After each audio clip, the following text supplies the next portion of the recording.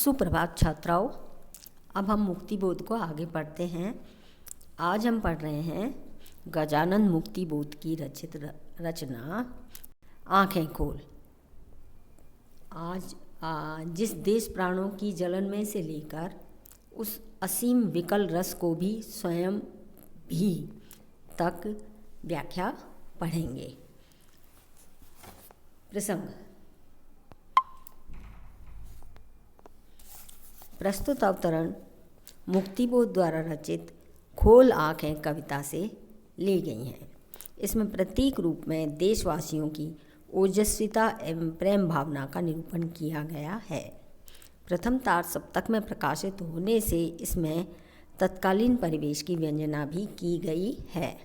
व्याख्या। कवि कहता है कि जिस देश के प्राणों की जलन में एक नए स्वप्न का संचार हो, नव जागरण एवं देश उद्धार की प्रबल चेतना हो, उस देश के प्रति मुझे भी अपना सर्वस्व समर्पित कर देना चाहिए। कवि कहते हैं कि मेरे हृदय, तुम भी उस नव जागरण की जलन स्पंदन रखने वाले देश की भूमि में बिछ जाओ, उसी में समर्पित होकर अपनी चेतना को प्रगतिशील बना दो। वस्तुतः ऐसा देश निराला ही कहा जाएगा बेटा, क्योंकि उसमें निवासियों का हृदय सदैव नव जागरण की चेतना से स्पंदित होता रहता है।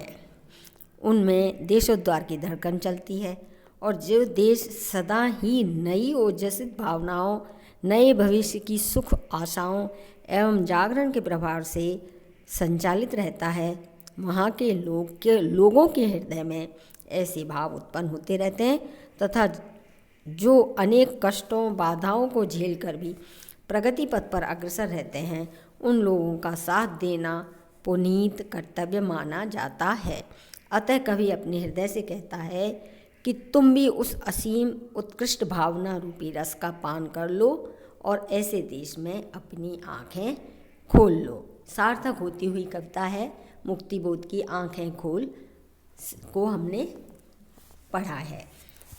आगे इसी कविता में अगला पद है,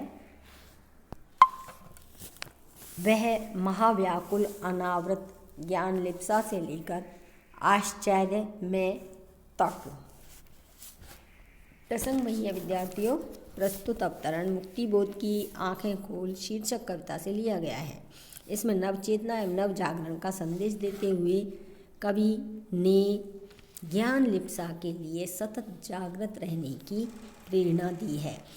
कवि कहते हैं, व्याख्या बेटा, कवि कहते हैं कि वह देश जो ज्ञान प्राप्ति की लालसा से अत्यधिक व्याकुल बेचैन हो रहा है, उसके हृदय में स्वर्णिम भविष्य के सुनहरे सपने उभर रहे हैं और वह उन सपनों को पूरा करने के लिए बड़े से बड़े कार्य करने को उत्सुक है।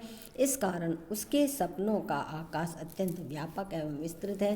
वह नव जागरण एवं नव चेतना की लालसा से इतना उल्लासित है कि उसकी सारी आकांक्षाएं धरती और आकाश के बीच फैल रही हैं। वस्तुतः वह शोषित पीड़ित लोगों का देश है, अतः उसके सपनों की पूर्ति होना काफ़ी आश्चर्यमय घटना हो सकती है।